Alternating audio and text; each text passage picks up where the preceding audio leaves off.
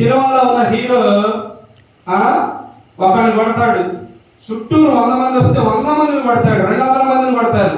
ఈ మధ్య భయంకరమైన డూపు, ఈ డూపుకే బానిసలు అవుతున్నారు యవనస్తులు. 1,00,000 మంది వచ్చినా వాడు కొడతానే ఉంటాడు. చూసేవాడు ఎదురోడైతే వాడు ఏం చేస్తాడు. అర్థమైందా? చూడండి, ఎంతో మందిని కొడతాడు, జయిస్తాడు.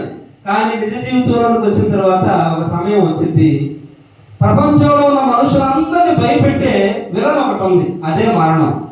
మరణానికి ఎంతో మంది దాసోహమై సలాం పెట్టి దండం పెట్టి బానిసలైపోయి సమాజంలో కలిసిపోయి సిక్కి శల్యాలై ఏడుస్తున్నారు.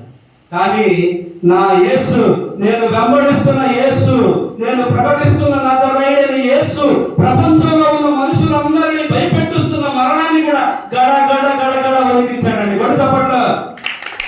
హీరో, ఆయన నిజమైన హీరో.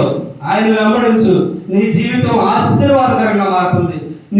నీవు దీవించబడతావు. ప్రియమైన దేవుని పిల్లలారా, ఎందుకు యెహోవాను మరచి మనుషులను వెంబడిస్తావు, వేరొకరిని అనుసరించి శ్రమను పొందించుకుంటావు? తస్మత్ జాగ్రత్త ప్రియమైన యవ్వన సహోదరి సహోదరుడా. దావీదు రాస్తున్నాడు ఈ మాట, యెహోవాను అనుసరించి యెహోవాను మరచిపోయి వేరొకరిని వెంబడించు వారికి శ్రమలు విస్తరించును అని దేవుని వాక్యం తెలియజేస్తా ఉంది. దేవుణ్ణి వెంబడించాలి. నిన్ను సృజించాడు. నిన్ను సృజించిన తర్వాత నువ్వు